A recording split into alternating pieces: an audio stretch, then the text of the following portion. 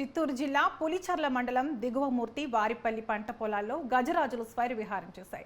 పొలాల్లోని మామిడి చెట్లను ధ్వంసం చేశాయి. చేతికొచ్చిన మామిడికాయలను నేలపాలు చేశాయి. బోరు పైపులు, డ్రిప్ పైపులను ధ్వంసం చేశాయి. ఏనుగుల బీభత్సం చూసి రైతులు దిక్కుతోచని స్థితిలోకి వెళ్లారు. తమను ప్రభుత్వం ఆదుకోవాలని రైతులు కన్నీళ్లతో వేడుకుంటున్నారు.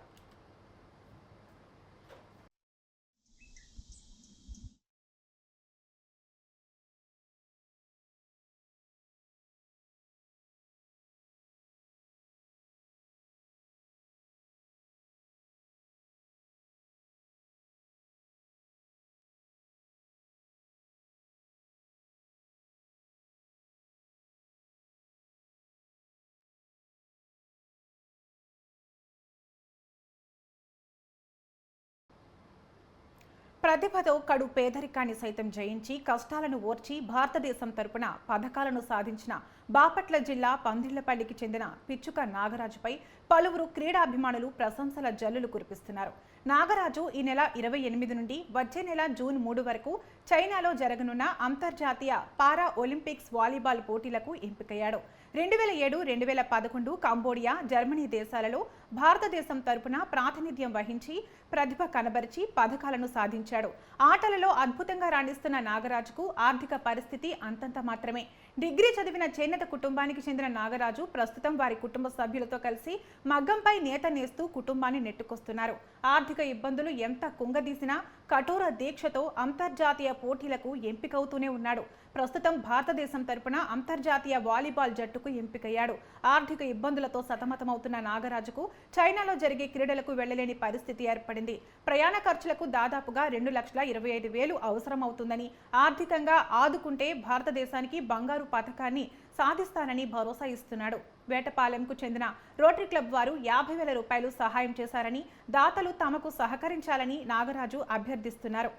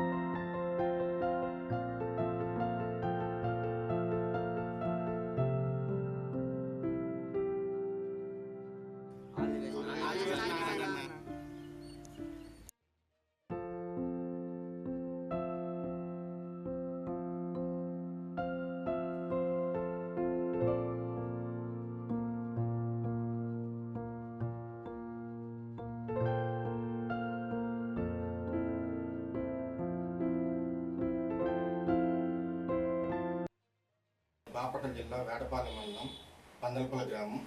నాకు చిన్నతనంలోనే కుడి చేయిని కోల్పోయిన తర్వాత ఎన్నో బాధలు పడ్డాను. కానీ నాకు క్రీడ వల్ల ఆసక్తి వల్ల మా తాతగారు నన్ను గమనించి వాలీబాల్ ట్రైనింగ్ చేశాడు. తదుపరి నేను నా డిస్ట్రిక్ట్ స్థాయిలోను, జిల్లా స్థాయిలోను, రాష్ట్ర స్థాయిలోను, ఆల్ ఇండియా స్థాయిలోను, ఇంటర్నేషనల్ స్థాయిలోను పార్టిసిపేట్ చేయడం జరిగింది. 2009లో జరిగిన వాలీబాల్ పారాలింపిక్ ప్లేయర్స్కి నేను 7వ స్థానం తీసుకొని వచ్చాను. తదుపరి 2011లో జరిగిన బీచ్ వాలీబాల్ జర్మనీలో జరిగిన వరల్డ్ కప్కి నేను సిల్వర్ మెడల్ సాధించాను.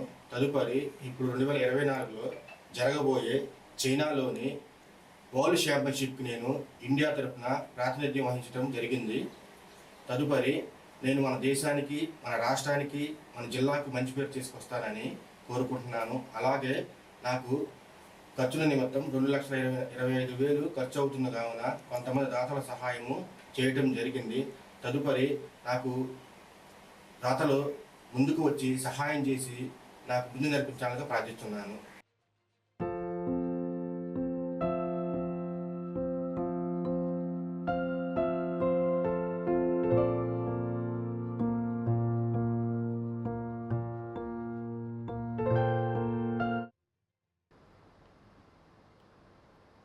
పల్నాడు జిల్లా నరసరావుపేట కోర్టులో మాచర్ల వైసీపీ ఎమ్మెల్యే అభ్యర్థి పిన్నెల్లి రామకృష్ణారెడ్డి లొంగిపోతారన్న వార్తల నేపథ్యంలో పోలీసులు అప్రమత్తమయ్యారు.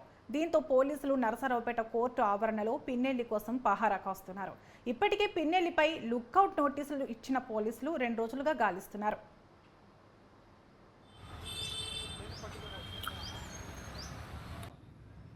ఎక్కడా లేదు ఎందుకు ఉంటుంది ఎలక్ట్ ఎందుకు ఉంటుంది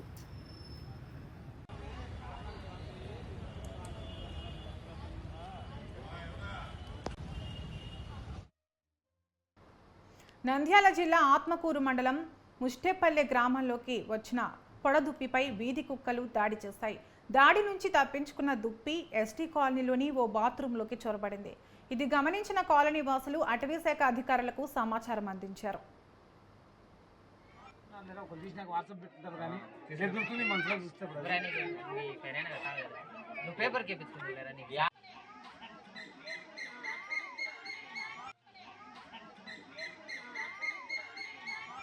ఒకరు తీసినాక వాట్సాప్ పెట్టుకుంటారు కానీ దొరుకుతుంది మనసులో చూస్తే నువ్వు పేపర్కి ఎప్పించుకుంది కదా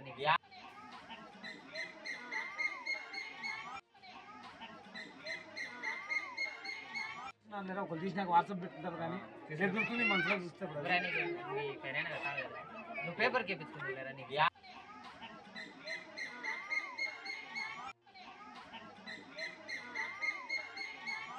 ఒకరు తీసినాక వాట్సాప్ పెట్టుకుంటారు కానీ దొరుకుతుంది మనసులో చూస్తే నువ్వు పేపర్కి ఎప్పించుకుంది కదా నీకు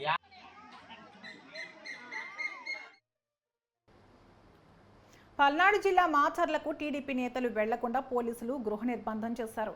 గుంటూరులో మాజీ మంత్రి నక్క ఆనందబాబు, కనపర్తి శ్రీనివాసరావు ఇళ్ల వద్ద పోలీసులను మోహరించారు. పోలింగ్ పూర్తయిన తర్వాత రోజు నుంచే జూలకంటి బ్రహ్మారెడ్డిని పోలీసులు గృహ నిర్బంధం చేశారు. గొల్లపూడిలో మాజీ మంత్రి దేవినేని ఉమామహేశ్వరరావును కూడా పోలీసులు గృహ నిర్బంధం చేశారు.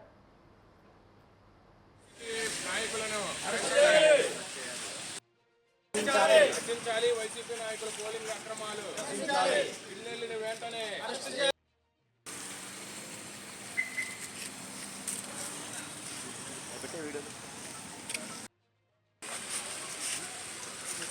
మాట్లాడి పై అధికారులతో కూడా మాట్లాడి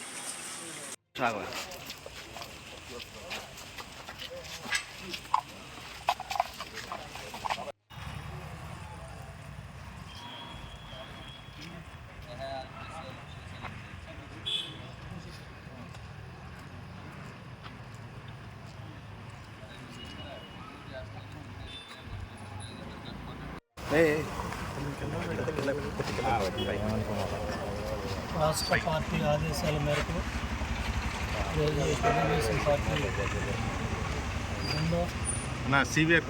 ఆచరణలో అదేవిధంగా గుంటూరులో బ్రహ్మారెడ్డి గారు, అదేవిధంగా ఎవరైతే గాయపడ్డ అస్కాష్కి గారు, చాలామంది పార్టీ కార్యకర్తల నాయకులు వివిధ హాస్పిటల్స్లో వివిధ ప్రాంతాల్లో ఈరోజు కూడా ఒక భయానక వాతావరణంలో ఉన్నారు.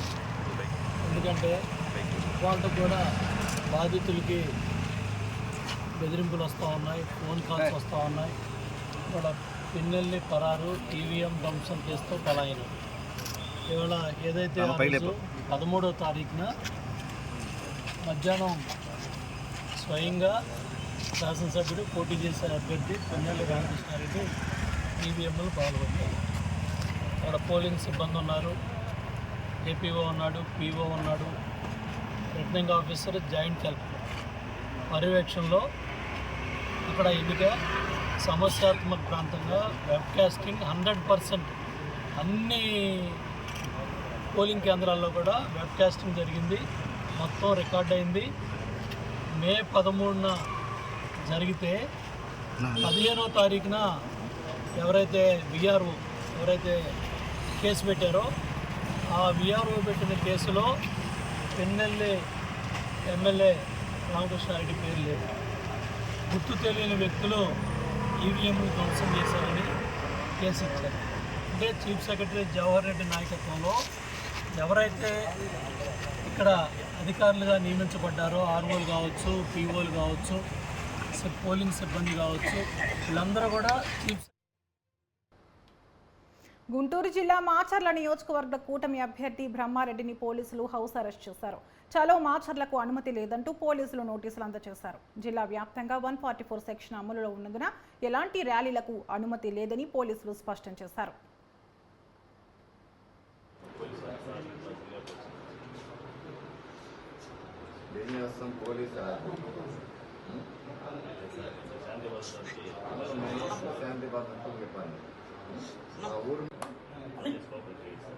అదే మమ్మల్ని కోఆపరేట్ చేయమంటారు, అవతల వాళ్ళ మాత్రం ఎక్కలు విడిగా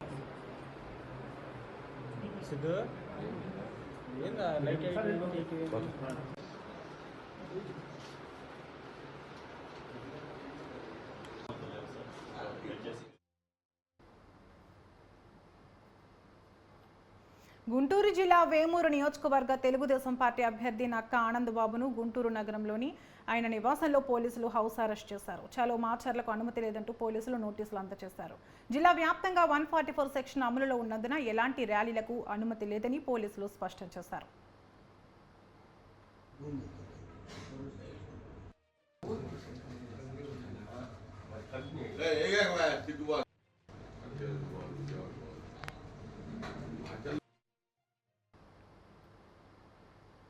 పల్నాడు జిల్లా దాచేపల్లి గురజాల పట్టణాల్లో పలువురు టీడీపీ నేతలను పోలీసులు హౌస్ అరెస్ట్ చేశారు.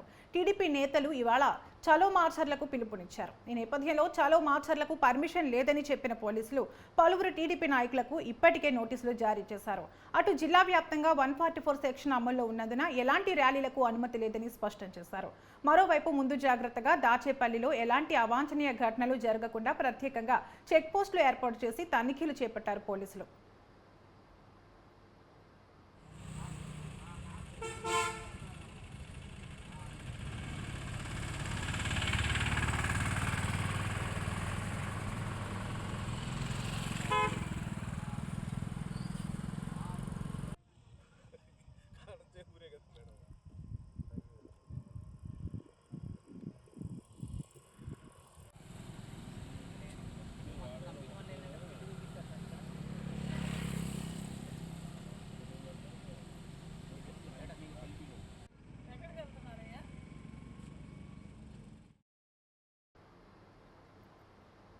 మామిడి రైతులకు ఈ ఏడాది కన్నీళ్లే మిగిలాయి. కష్ట నష్టాలకు ఓర్చుకుని ఏళ్ల తరబడి తోటలను సాగు చేస్తున్నా దిగుబడి రావడం లేదు.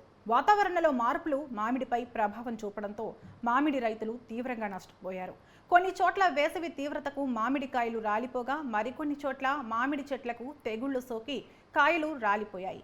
వేసవి వచ్చిందంటే పండ్లలో రారాజుగా పిలువబడే మామిడిని రుచి చూడని వారుండరు. అలాంటిది ఈ ఏడాది మామిడికాయలు కనిపించడం లేదు.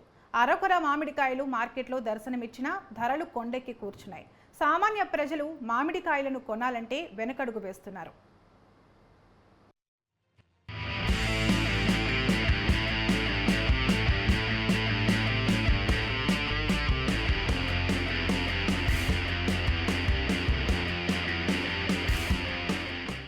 అన్నమయ్య జిల్లా వ్యాప్తంగా మామిడి తోటల సాగు ఎక్కువగా ఉంది.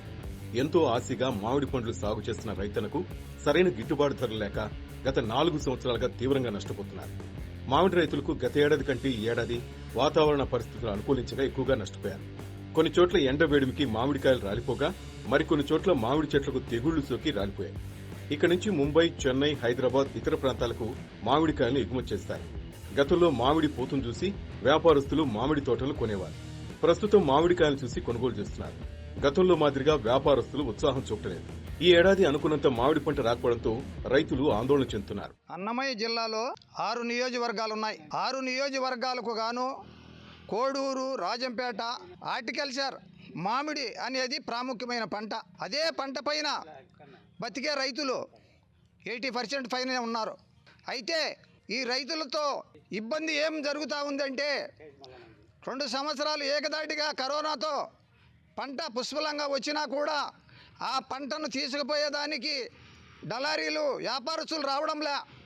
ఈ రైతు ఎక్స్పోర్ట్ ఏదైనా చేసుకోవాలంటే కూడా చేసుకోలేని పరిస్థితుల్లో ఎక్కడ పండిన పంట అక్కడ నేలమట్టం అయిపోయింది.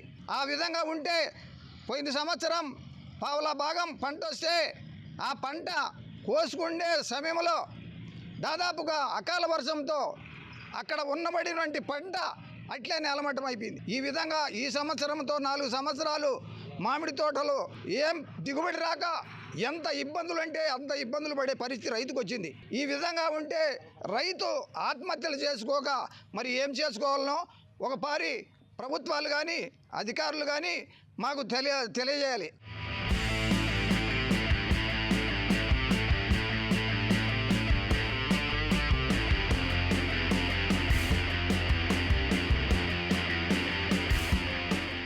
మామిడి ధరలు ఎండలతో సమానంగా మండిపోతున్నాయి.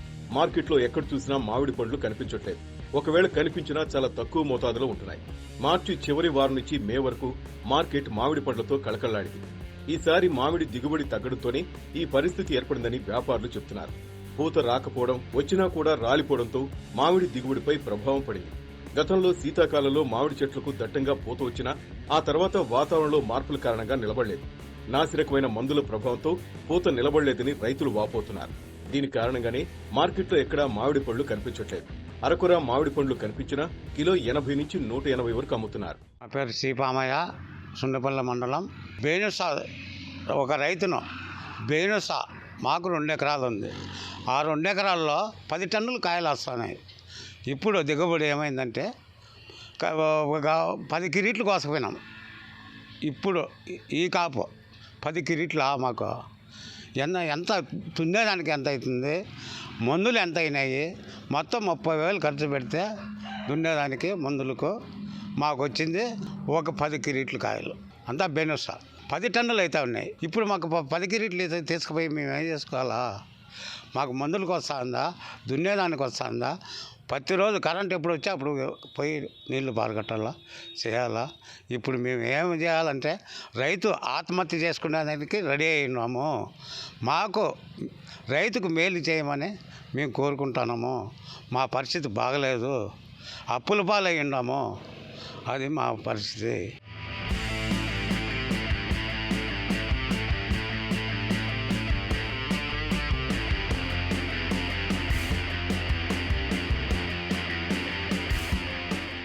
జిల్లాలో మామిడికాయలను విక్రయించేందుకు పలు మండీలున్నాయి. రైతులు, వ్యాపారస్తులు మామిడికాయలను ఈ మండీలకు చేరవేసి అమ్ముకుంటుంటారు. ప్రస్తుతం మామిడి దిగుబడి తగ్గడంతో మండీలకు మామిడికాయలు రాక మామిడి మండీలు వెలవెలబోతున్నాయి. ప్రతి నియోజకవర్గంలో కొంతమంది వ్యాపారులు మామిడి షెడ్లను ఏర్పాటు చేశారు. ఆయా మండలాల్లోని రైతులు ఆ మామిడి షెడ్లకు మామిడికాయలను తరలించి విక్రయిస్తుంటారు. ప్రస్తుతం ఆ షెడ్లకు కూడా కాయలు రాకపోవడంతో అవి కూడా వెలవెలబోతున్నాయి. చాలా మందికి వీరబల్లి బేనిషా అంటే మహా ఇష్టం. ఈ బేనిషా చాలా రుచిగా ఉంటుంది. ఢిల్లీ, ముంబై, కలకత్తా ప్రాంతాల నుంచి వ్యాపారస్తులు వచ్చి దీన్ని కొనుగోలు చేసి తీసుకుని వెళ్తుంటారు. ఈ వీరబల్లి బేనిషాను విదేశాలకు కూడా ఎగుమతి చేస్తుంటారు. అందువల్లే ఈ బేనిషాకు అంత పేరు వచ్చింది. వీరబల్లి మండలంలో మామిడి తోటలు అధికంగా ఉన్నాయి. అందుకోసమే మామిడి ప్రియులు ఈ వీరబల్లి బేనిషాను ఇష్టపడతారు. మామిడి పంట సాగు చేయాలంటే రైతులకు ఇబ్బందులు ఎదురవుతున్నాయి. మామిడి తోటలో దున్నకం, పాదులు తీయటం, కంచి వేయటం, చెట్లకు ఎరువులు, మందులు, నీరు కట్టడం వంటివి చాలా అవసరం. ఇంత కష్టపడినప్పటికీ గత 4 సంవత్సరాలుగా మామిడి పంట సరిగ్గా రావట్లేదు. పెట్టుబడి ఎక్కువై ఆదాయం తగ్గుతోంది. జిల్లాలో మామిడి పళ్లు సాగు చేసిన ప్రతి రైతును కేంద్ర, రాష్ట్ర ప్రభుత్వాలు ఆదుకోవాలని కోరుతున్నారు. మామిడి రైతుకు ప్రభుత్వాలు ప్రత్యేక ప్యాకేజ్ ఇవ్వాలని, నష్టపరిహారం అందించాలని రైతులు విజ్ఞప్తి చేస్తున్నారు. మాదేవపల్లి వెంకటరమణారెడ్డి, మాది తమడమాలపల్లె, మాధవర గ్రామం, రాయచోటి మండలము. మాకు 10 ఎకరాలు భూమి ఉంది. దీంట్లో వచ్చేసి 6-7 ఎకరాల వరకు మేము మామిడి తోట వేసాము. దాదాపు 20 సంవత్సరాలు అయింది. వీటిని కాపాడుకుంటూ వస్తున్నాము. పోయిన సంవత్సరం అక్టోబర్లో దున్నిచ్చినాము. మళ్ళీ నవంబర్లో ఒకసారి మళ్ళీ ఇరసాలు పట్టించినాము.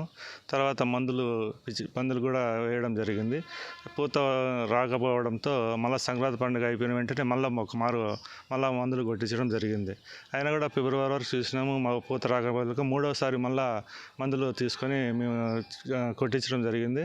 అయితే పూత రాలేదు.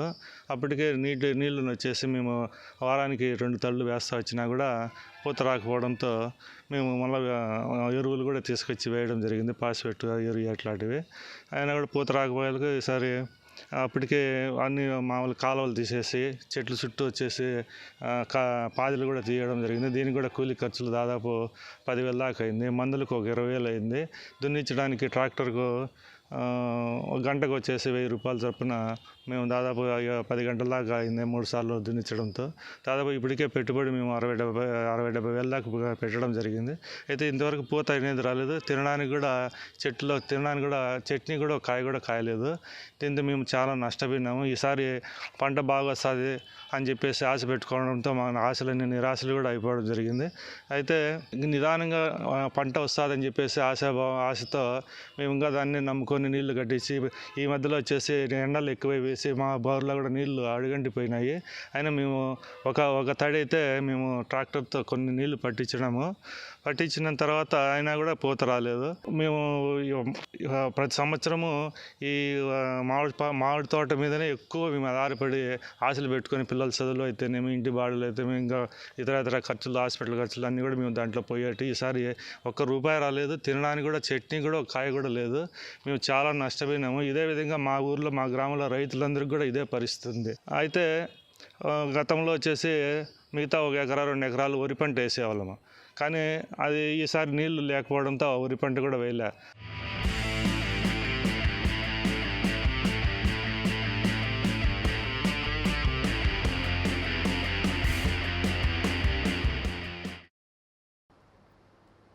విశాఖపట్నంలో కౌంటింగ్ సమయం దగ్గర పడడంతో అవాంఛనీయ సంఘటనలు జరగకుండా ఉండేలా సిపి రవిశంకర్ అయ్యర్ ఆదేశాలు జారీ చేశారు.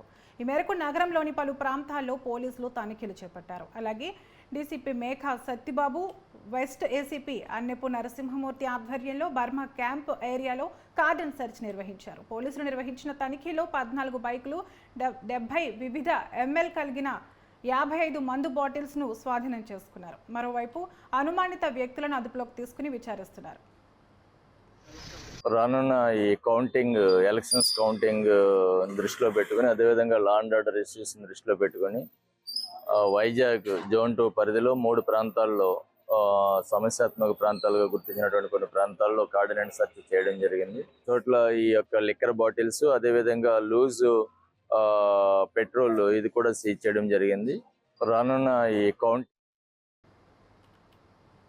చంద్రగిరిలో పోలింగ్ అనంతరం చెలరేగిన ఘటనతో పోలీస్ శాఖ అప్రమత్తమైంది. కేంద్ర బలగాలతో పలు గ్రామాల్లో ఫ్లాగ్ మార్చ్ నిర్వహించారు. సమస్యాత్మక గ్రామాలు, ప్రాంతాల్లో పోలీస్ పికెట్లు ఏర్పాటు చేశారు. 144 సెక్షన్తో పాటు 30 యాక్ట్ అమల్లో ఉన్నందున ప్రజలు ఎవరూ గుమిగూడ రాదని పోలీసులు హెచ్చరించారు. సభలు, సమావేశాలు, ఊరేగింపులకు అనుమతి లేదని స్పష్టం చేశారు.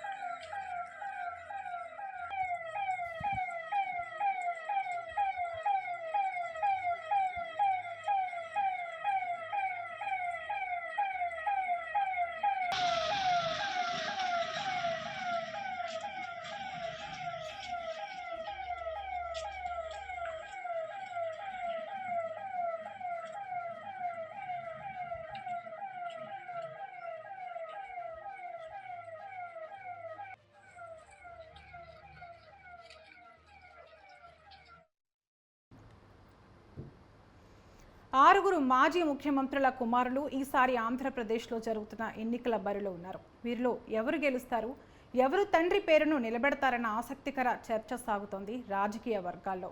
ఉమ్మడి ఆంధ్రప్రదేశ్కి ముఖ్యమంత్రులుగా పనిచేసిన నాయకుల తనయులు ఈసారి వేరువేరు పార్టీల నుంచి తలపడుతున్నారు. 3 ప్రధాన పార్టీల్లోనూ మాజీ ముఖ్యమంత్రుల కుమారులు పోటీ చేస్తున్నారు. వీరిలో కొందరు ఓటమి పాలైతే తండ్రి పేరును కూడా సార్థకం చేయలేకపోయినట్లే అవుతుంది. మరి గెలిచి తండ్రి పేరును నిలబెడతారా లేదా అన్నది ఇప్పుడు హాట్ టాపిక్గా మారింది.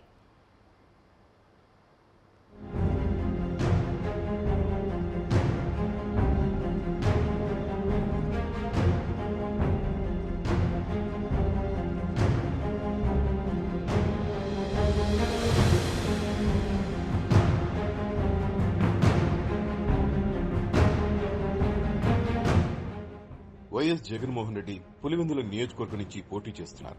ఈయనకు ఓ ప్రత్యేకత ఉంది. ఇప్పటికే ఈయన ముఖ్యమంత్రి అయ్యారు.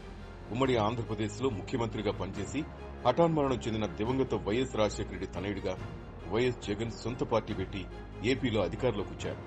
ఆయన పులివెందుల నుంచి ఈసారి బరిలోకి దిగారు. విజయం సునాయాసమే. మెజార్టీ ఎంత అన్నది మాత్రం ఇప్పుడు వైఎస్ జగన్ విషయంలో చర్చ జరుగుతోంది.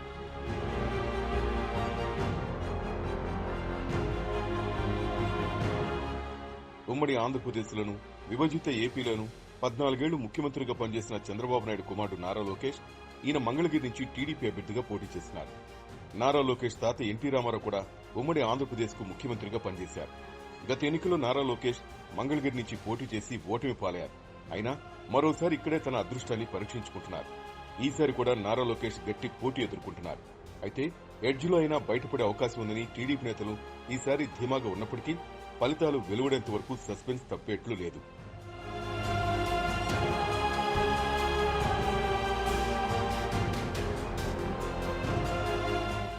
ఉమ్మడి ఆంధ్రప్రదేశ్లో నెల రోజుల పాటు ముఖ్యమంత్రిగా పనిచేసిన నాదెండ్ల భాస్కర్రావు కుమారుడైన నాదెండ్ల మనోహర్ గతంలో ఉమ్మడి ఏపీ శాసనసభకు స్పీకర్గా వ్యవహరించారు. మృదు స్వభావిగా పేరుంది. ఈయన తెనాలి నియోజకవర్గం నుంచి జనసేన పార్టీ నుంచి పోటీ చేస్తున్నారు. గత ఎన్నికల్లో జనసేన నుంచి పోటీ చేసి ఓటమి పాలయ్యారు. ఈసారి కూడా వైసీపీ అభ్యర్థి నుంచి గట్టి పోటీ ఎదుర్కొంటున్నారు. టీడీపీ, బీజేపీ, జనసేన కూటమిగా ఏర్పడడంతో తన గెలుపుపై నాదెండ్ల మనోహర్ ధీమాగా ఉన్నారు. కానీ రిటర్నింగ్ అధికారి నుంచి పత్రాన్ని అందుకునేంత వరకు అనుమానమేనని చెప్పక తప్పదు.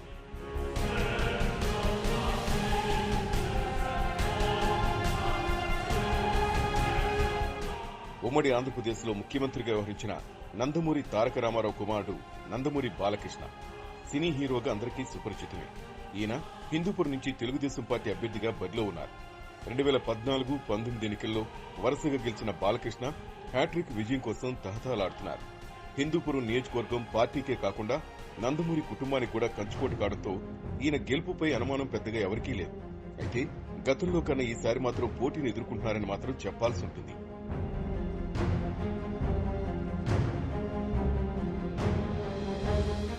ఉమ్మడి ఆంధ్రప్రదేశ్లో ముఖ్యమంత్రిగా పనిచేసిన కోట్ల విజయభాస్కర్ రెడ్డి తనయుడు కోట్ల సూర్యప్రకాష్ రెడ్డి. ఈయన గతంలో కర్నూలు ఎంపీగా పనిచేశారు.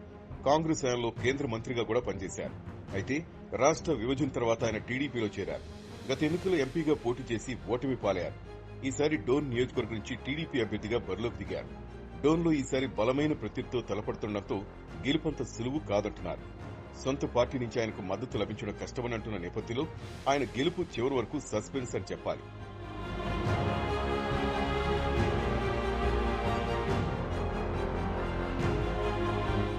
ఇక ఉమ్మడి ఆంధ్రప్రదేశ్ ముఖ్యమంత్రిగా పనిచేసిన నేదురుమల్లి జనార్దన్ రెడ్డి కుమారుడు నేదురుమల్లి రామ్ కుమార్ రెడ్డి గతంలో తల్లి నేదురుమల్లి రాజ్యలక్ష్మి మంత్రిగా కూడా పనిచేశారు. కాంగ్రెస్ నుంచి నేదురుమల్లి రామ్ కుమార్ రెడ్డి వైసీపీలో చేరారు. వెంకటగిరి నియోజకవర్గం నుంచి వైసీపీ అభ్యర్థిగా బరిలోకి దిగారు. ఈయన గెలుపు కూడా అంత సులువు కాదు.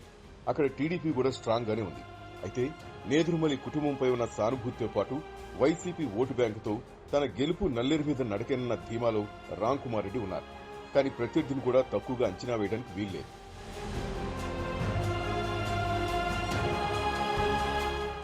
వైఎస్ షర్మిల వైఎస్ రాజశేఖర రెడ్డి కుమార్తెగా ఈమె ఈసారి బరిలోకి దిగారు. తొలిసారి ప్రత్యక్ష రాజకీయాల్లోకి వచ్చారు.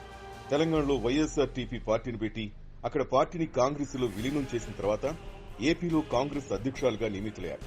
కడప పార్లమెంట్ కు కాంగ్రెస్ అభ్యర్థిగా పోటీ చేశారు. కానీ గట్టి పోటీ ఎదుర్కొంటున్నారు. గెలుపు అనేది కష్టమేనని చెప్తున్నారు.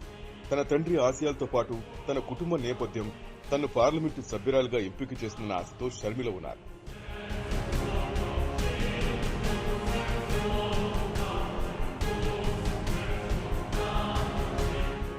ఇలా 6 మాజీ ముఖ్యమంత్రుల కుమారులు, కుమార్తె ఈ ఎన్నికల్లో తమ రాజకీయ భవిష్యత్తును పరీక్షించుకుంటున్నారు. జూన్ 4న ఈ మాజీ సీఎం పుత్రరత్నాల పరిస్థితి ఏంటో బయటపడనుంది.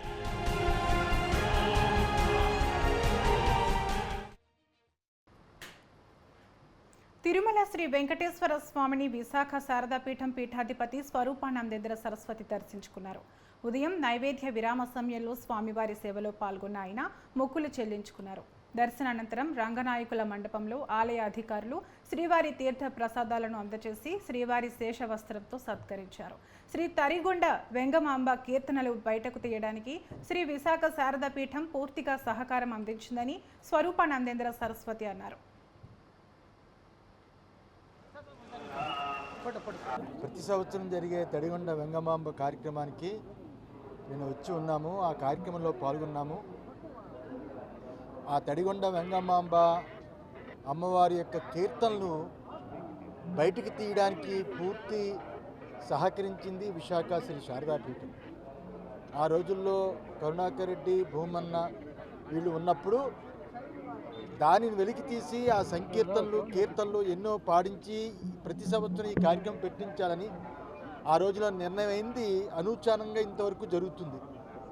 అమ్మవారు సాక్షాత్ అమ్మవారి యొక్క స్వరూపంగా ఆవిడ ఎన్నో అద్భుతమైన కార్యక్రమాలు చేసింది కాబట్టి ఆమె కార్యక్రమానికి నిన్న వచ్చి ఈరోజు స్వామివారు దర్శనం చేసుకొని ఈ సంవత్సరం చాలా అద్భుతాలు జరగాలి, ఈ సంవత్సరం అంతా బాగుండాలి, ఈ సంవత్సరం నుంచి ఇంకా ముందు రాష్ట్రం ఇంకా గొప్పగా ఉండాలని. చేతిరాతతో మనిషి గుణగణాలనే కాదు, ఆ మనిషి తెలివితేటలను కూడా అంచనా వేయొచ్చు అంటారు పెద్దలు. కంప్యూటర్ యుగంలో చేతిరాతకు ప్రాధాన్యం తగ్గినప్పటికీ రాత పరీక్షలో మాత్రం అందమైన చేతిరాతకు అదనపు విలువ తోడవుతుంది. అలాంటి చేతిరాత ఒకరి జీవిత గమనాన్ని మార్చింది. జెనెటిక్ ఇంజనీర్ కావాలనే ఆలోచన నుండి న్యూరో సైంటిస్ట్ కావాలనే లక్ష్యాన్ని నిర్దేశించింది. భాష ఏదైనా, భావం ఎలా ఉన్నా, ఏ చేతితోనైనా ముత్యాల్లాంటి అక్షరాలు తీర్చిదిద్దడంలో ఆమె సాటి. పై వరుస నుంచి కింది వరుసకైనా, కింద వరుస నుంచి పై వరుసకైనా, ఎడమ నుండి కుడికైనా, కుడి నుండి ఎడమకైనా, ఏ చేతితోనైనా 21 భాషల్లో అక్షరాలను చక్కగా తీర్చిదిద్దడంలో ఆమె ఒక సవ్యసాచి. ఆమె పట్టుదల చూసి అవార్డులు, రివార్డులు వరించడమే కాక బహుభాషా లేఖినిగా పేరు గడించింది.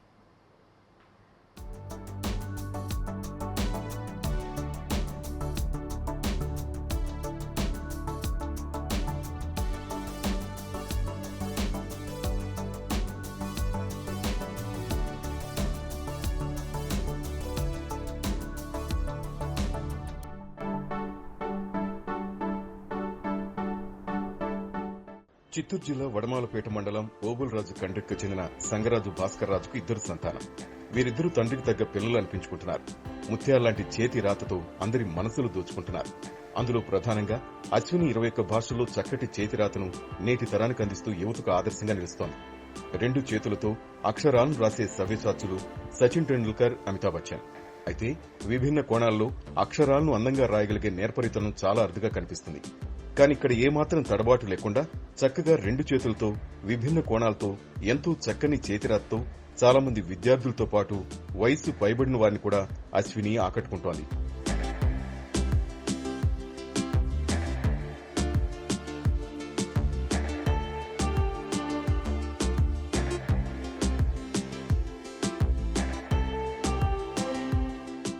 సాధారణంగా ఎవరైనా 2 లేదా 3 భాషల్లో రాయగలరు. అశ్విని 18 భారతీయ భాషలు, మరో 3 విదేశీ భాషలతో కలిపి మొత్తం 21 భాషలను ఏమాత్రం తడబడకుండా వ్రాయగలుగుతుంది. అందులో ముఖ్యంగా భారతీయ భాషల విషయానికొస్తే తెలుగు, తమిళ్, హిందీ, కన్నడం, మలయాళం, అస్సామీ, బెంగాలీ, గుజరాతీ, కొంకణి, మరాఠీ, మైథిలి, మణిపూరి, ఒరియా, పంజాబీ, సంస్కృతం, శాంతలి, సింధు, ఉర్దూతో పాటు విదేశీ భాషల్లో ఇంగ్లీష్, నేపాలీ, అరబిక్ లాంటి భాషలను వ్రాయటం నేర్చుకుంది. ఈమెలో మరొక అద్భుతాన్ని కలిగించే రైటింగ్ కూడా ఉంది. అదే మిర్రర్ రైటింగ్. ఇందులో up side, down side writing కూడా అశ్విని తడబాటు లేకుండా రాస్తున్నారు.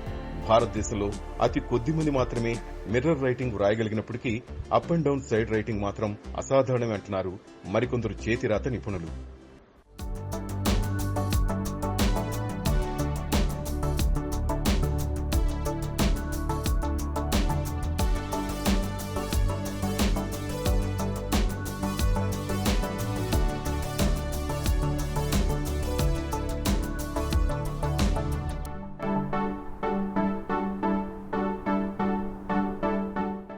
చదువులో వెనుకబడ్డ పిల్లలను attention deficit, hyperactive disorder, attention deficit disorder, autism spectrum disorder వంటి సమస్యలతో బాధపడుతున్న పిల్లలకు ప్రత్యేక బోధన అందించడమే అశ్విని ప్రధాన లక్ష్యం.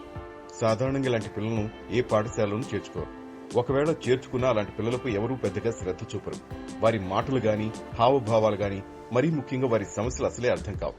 అలా అన్నీ అర్థం చేసుకునే ప్రయత్నం కూడా పెద్దగా చేయం. అలాంటి పిల్లల వయసు పెరుగుతున్నా, తరగతులు మారుతున్నా చదువులో మాత్రం వెనకబడే ఉంటారు. అలాంటి పిల్లలను కన్న తల్లిదండ్రులు మాత్రం సాధారణ పిల్లల్లాగానే తమ పిల్లలు బడికి వెళ్లాలని, చురుగ్గా ఉండాలని, అందరిలో చదువులో ముందుండాలని, తమకెంతో పేరు ప్రఖ్యాతులు తీసుకురావాలని కలలు కంటూ ఉంటారు. కానీ వారి పిల్లల మానసిక పరిస్థితిని చూసి నిత్యం వేదనకు గురవుతూ ఉంటారు. అలాంటి పిల్లల కోసం చేతిరాత నిపుణురాలైన అశ్విని తండ్రి భాస్కర్ రాజు మేక్ మై బేబీ జీనియస్ అనే పేరుతో ఓ పాఠశాలను తిరుపతిలో నెలకొల్పారు. అలా నెలకొల్పిన పాఠశాలలో అలాంటి పిల్లల మధ్యన ఉంటూ మంచి చదువును పిల్లలకు నేర్పుతూ నాన్న కోరికను తీరుస్తోంది అశ్విని. అందుకు అనుగుణంగా న్యూరో సైంటిస్ట్ కావాలన్న దిశగా కూడా అడుగులు వేస్తోంది.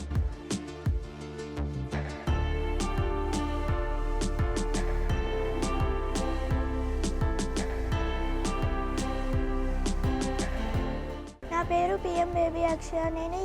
నేను 5th క్లాస్ చదువుతున్నాను. పానీయంబుల్ ప్రత్యక్షము భూదేవత, ప్రత్యక్షము విశ్వమెల్లా పరగడి వేమ, మూఢభక్తి చేత ముక్కంటి పూజింపమున్న బోయవరుడు ముక్తుడాయే, పూజకేమి తనది బుద్ధి ప్రధానంబు విశ్వదాభిరామ విండ్రవేమ. 12th to 15th గీతాలో నాకు వచ్చింది 12th అధ్యాయము, 15th అధ్యాయం. అశ్విని అక్క నేర్పించింది. నాకు చదువులో చాలా సపోర్ట్ ఇస్తుంది అక్క. ఏదన్నా ఎక్స్ట్రా యాక్టివిటీస్లో ఏదన్నా నేర్పించేటప్పుడు నాకు అక్క సపోర్ట్ చేస్తుంది. అశ్విని అక్క. 12th అధ్యాయం. ఓం శ్రీకృష్ణ పరబ్రహ్మణే నమః. శ్రీమద్ భగవద్గీత అథ ద్వాదశోధ్యాయః భక్తి యోగః. అర్జున ఉవాచ. ఇంగ్లీషు, తెలుగు, హిందీ రాస్తాం. రైట్ హ్యాండ్ తెలుగులో అయితే రైట్ హ్యాండ్తో, ఇంగ్లీష్లో అయితే బోత్ హ్యాండ్స్తో రాస్తాను. హిందీతో అయితే రైట్ హ్యాండ్తో రాస్తాను. భాషల్లో చేతిరాత మామూలు విషయం కాదు. ఇందుకు తనకు స్ఫూర్తి నానే అంటున్నారు అశ్విని. జెనెటిక్ ఇంజనీరింగ్ చేయాలని అశ్విని కోరిక. ఆ లక్ష్యంతో 10వ తరగతి వరకు చదివి మంచి మార్కులు కూడా తెచ్చుకుంది. ఆ తర్వాత ఇంటర్మీడియట్ లో ఎంపీసీ గ్రూప్ లో జాయిన్ అయిన అశ్విని వేసవి సెలవుల్లో ఇంటి పట్టునే ఉండేది. నాన్న భాస్కర్ రాజు చేతిరాత నిపుణులు కావడం, అదే సమయంలో పిల్లలకు శిక్షణా శిబిరాలు నిర్వహించడం గమనించిన అశ్విని నాన్న వద్దే శిక్షణ పొంది నేడు ఆ విద్యను మరో 10 మందికి పంచుతోంది. చేతిరాతను సాధన చేయడం చదువులో రాణించడానికి తనకెంతగానో దోహదపడిందంటుంది అశ్విని. నా పేరు అశ్విని. నేను ఇక్కడ ఎంఎంబీజీ స్కూల్లో డైరెక్టర్గా ఉంటున్నాను. నేను 21 లాంగ్వేజెస్ని రైట్ హ్యాండ్తో, లెఫ్ట్ హ్యాండ్తో రాయగలను. నేను ఇదంతా కూడా చిన్నప్పటి నుంచి ఏం ప్రాక్టీస్ చేయలేదు. నేను ఇంటర్లో ఉన్నప్పుడు నాకు దొరికిన 10 days టైంలో నేను దీన్ని ప్రాక్టీస్ చేశాను. దీనికి ప్రాక్టీస్ చేయడానికన్నా ముందు నేను ప్యాటర్న్స్ అని ఒక 10 సెట్ ఉన్నాయి, వాటిని ప్రాక్టీస్ చేయడం జరిగింది. ఎప్పుడైతే వీటిని మా నాన్నగారు 2 handsతో రాయమన్నారో అప్పుడు మాకు ఈ లెఫ్ట్ హ్యాండ్తో రాయడం అలవాటు అయ్యింది. ఎప్పుడైతే మేము 2 handsతో రాయడం స్టార్ట్ చేసామో అప్పుడే అప్ సైడ్ డౌన్ పెట్టుకొని రాయడము, మిర్రర్ రైటింగ్ పెట్టుకొని రాయడము జరిగింది. దీనికేం మేము పెద్దగా కష్టపడలేదు. ఎందుకు అంటే మనకు రీసెర్చ్ కూడా చెప్పింది ఏంటి అంటే 2 handsతో ఎవరైతే రాస్తూ ఉంటారో వాళ్ళు ఏ విషయాన్నైనా ఫాస్ట్గా గ్రాస్ప్ చేయగలరు అనేది ప్రూవ్ చేశారు. సేమ్ అదే విషయం మాకు కూడా జరిగింది. సో మేము తక్కువ టైంలోనే ఇవన్నీ కూడా నేర్చుకున్నాము. నేర్చుకున్న తర్వాత మా నాన్నగారు అంతటితో వదిలేయకుండా మాకు రికార్డ్స్ అన్నీ కూడా ఇప్పించడం జరిగింది. సో మేము ఒకేసారి 10 వరల్డ్ రికార్డ్స్ ఈ హ్యాండ్ రైటింగ్ మీద తీసుకోవడం నాకు చాలా ఆనందంగా ఉంది. అండ్ ఇంత ప్రోత్సహించిన మా నాన్నగారికి నేను ధన్యవాదాలు తెలియజేసుకుంటున్నాను.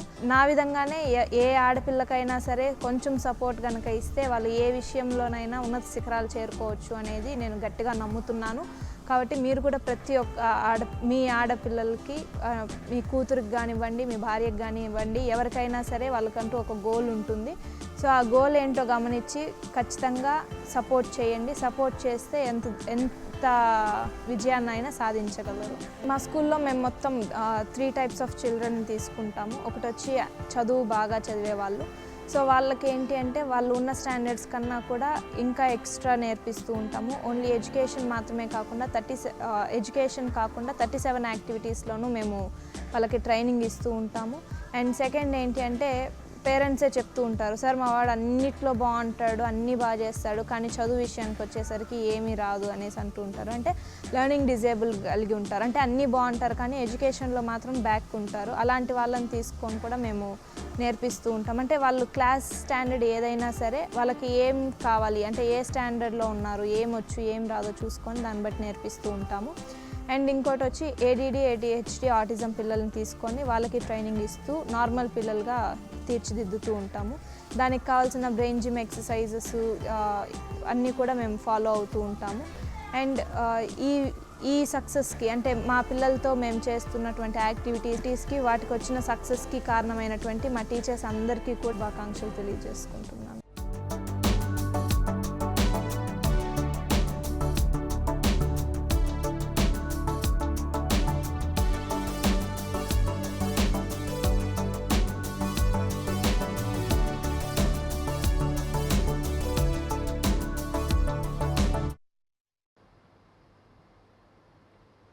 విశాఖపట్నంలోని ఎన్ఏడి ఫ్లైఓవర్ వంతెనపై రోడ్డు ప్రమాదం జరిగింది.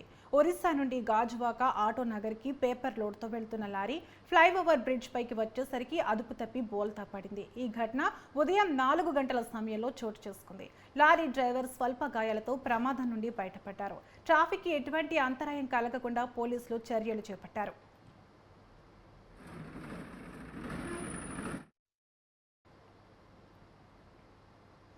ఎన్నికల తర్వాతే రాష్ట్రంలో దాడులు ఎక్కువయ్యాయని జనసేన తిరుపతి నియోజకవర్గ ఇన్ఛార్జ్ కిరణ్ రాయల్ ఆరోపించారు. ఏపీలో అలజడులను ఆపడంలో సీఎస్ విఫలమైందన్నారు. డీజీపీని మార్చినప్పుడు సీఎస్ను ఎందుకు మార్చడం లేదని ఆయన ప్రశ్నించారు. జవహర్ రెడ్డి వైసీపీ కార్యకర్తగా వ్యవహరిస్తున్నాడని కిరణ్ రాయల్ అన్నారు. జవహర్ రెడ్డి సీఎస్గా ఉంటే కౌంటింగ్ తారుమారయ్యే అవకాశం ఉందని అనుమానం వ్యక్తం చేశారు.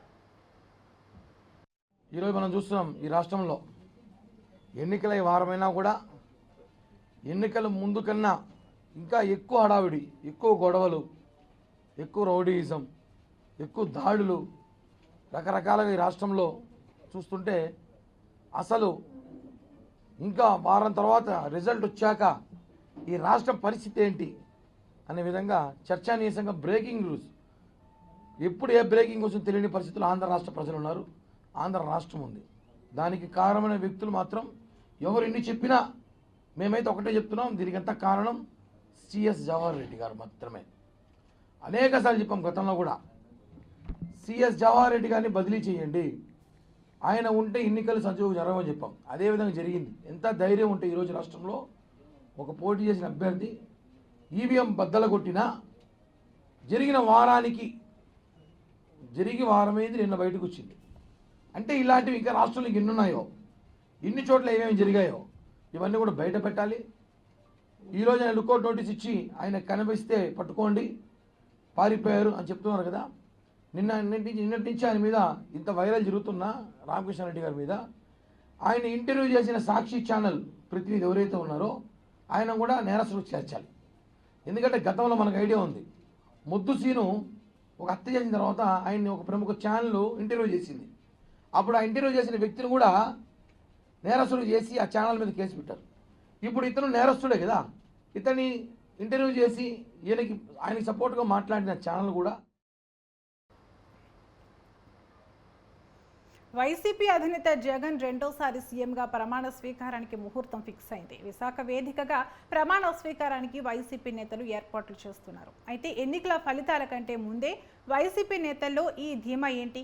పోలింగ్ సరళి వైసీపీకి అనుకూలంగా ఉందా? అందుకే వైసీపీ నేతలు అంత ఆత్మవిశ్వాసంతో ఉన్నారా అంటే అవునని అంటున్నాయి అధికార పార్టీ వర్గాలు.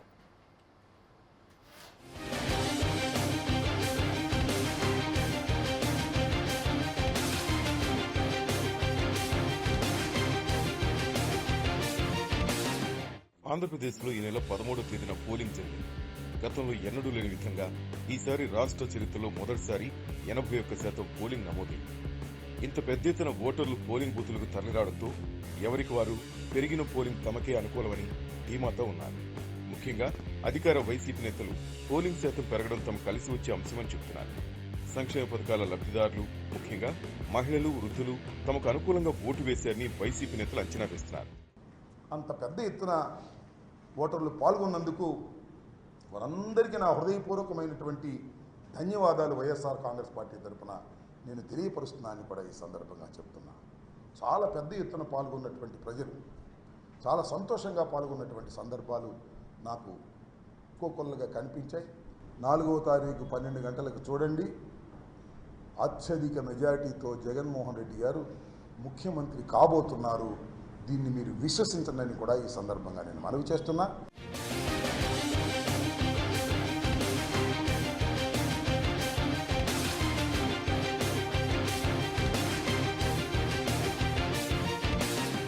మరోవైపు ఏపీ సీఎం జగన్మోహన్ రెడ్డి ఈ ఎన్నికల్లో వైసీపీ గతంలో కంటే ఎక్కువగా అంటే 150కి పైగా ఎమ్మెల్యే స్థానాలు 22 ఎంపీ స్థానాలు గెలవబోతుందని చెప్పుకొచ్చారు. Probably down the line on June 4th, if on the day that results would be coming out, I promise that this results would ensure that the whole country would stand up and look towards Andhra Pradesh.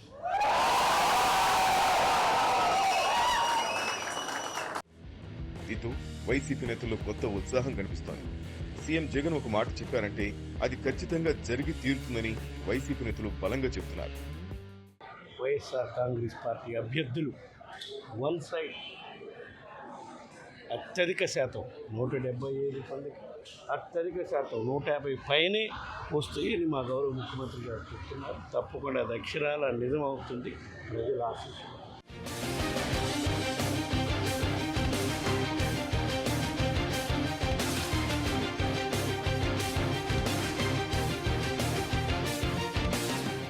June 4న కౌంటింగ్లో YCP తిరుగులేని majority సాధించి రెండోసారి అధికారంలోకి రావడం ఖాయమని YCP నేతలు చెబుతున్నారు. దీంతో జగన్మోహన్ రెడ్డి ప్రమాణ స్వీకారోత్సవానికి ముహూర్తం కూడా ఖరారు చేశారు వైసీపీ పెద్దలు. జూన్ 9వ తేదీన ఉదయం 9:38 ముహూర్తం ఫిక్స్ చేశారు. రెండోసారి అధికారంలోకి వచ్చాక విశాఖలోనే ప్రమాణ స్వీకారం చేస్తానని మొదటి నుంచి చెబుతున్నారు జగన్. ఎన్నికలకు 3 ఏళ్ల ముందే విశాఖను పరిపాలనా రాజధానిగా ప్రకటించారు ఆయన. ఇప్పటికే విశాఖలో సీఎం క్యాంపు కార్యాలయం నిర్మాణం కూడా పూర్తయింది. దీంతో విశాఖలో ప్రమాణ స్వీకారం చేయడం ద్వారా పాలన అక్కడి నుంచే కొనసాగించేందుకు సిద్ధమయ్యారు వైసీపీ అధినేత.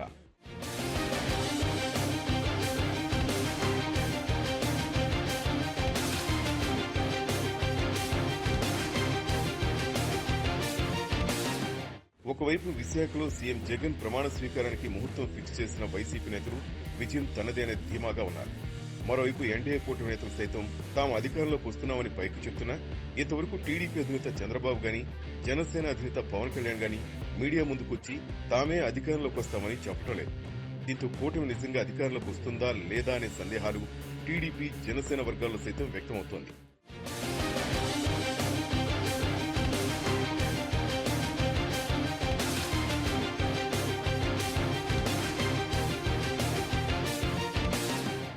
మహిళా ఓట్లు, గ్రామీణ ప్రాంత ఓట్లపై వైసీపీ ఆశలు పెట్టుకుంది. సీఎం జగన్ కూడా ఇదే ధీమాతో ఉన్నారు. అందుకే వై నాట్ 175 అంటున్నారు జగన్. ఇందుకోసం ప్రమాణ స్వీకారం ఏర్పాటైన అభిప్రాయం కూడా వ్యక్తమవుతోంది. మరి జూన్ 4న మధ్యాహ్నం వరకు ఇదే suspense కొనసాగనుంది.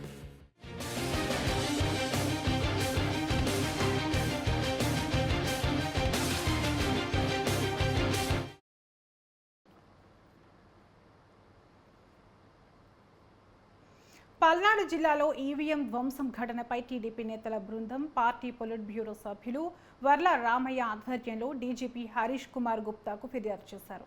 YCP MLA Pinnelli Ramakrishna Reddy ఈవీఎంలను ధ్వంసం చేసిన ఫుటేజీను డీజీపీకి అందజేశారు.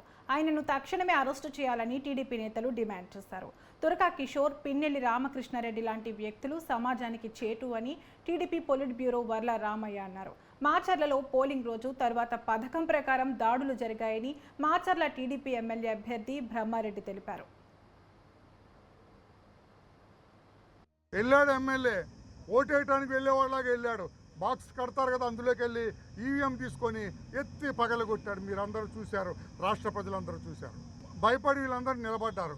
వెళ్ళిపోయాడు. వెళ్తుంటే మా కార్యకర్త, మా ఏజెంట్ అడ్డుకున్నాడు. ఇదో శేషగిరి మా ఏజెంట్ అక్కడ అడ్డుకున్నారు. అడ్డుకుంటే ఆయన ఏమన్నాడు, ఆయన నిన్ను ఎమ్మెల్యే నువ్వు అడ్డుకుంటే చెప్పు వాళ్ళకి పెద్దగా, అరే జాగ్రత్త నిన్ను నరికి పారేస్తా, కాజేస్తామట. కాజేయటం జేబు కొట్టటమా? నిన్ను కాజేస్తా అన్నట. నీకు దెబ్బ ఎక్కడ తగిలింది చూపించక్కడ అడటబెడ తల దేంతో కొట్టారు? పెద్ద కర్ర, వసికర్ర లాంటి కర్రతో కొడితే చస్తారు కదా మనుషులు. రాయనకి కర్రతో కొడితే చస్తారు. అంత దెబ్బ. ఈ కేసు ఏం చేయాలండి?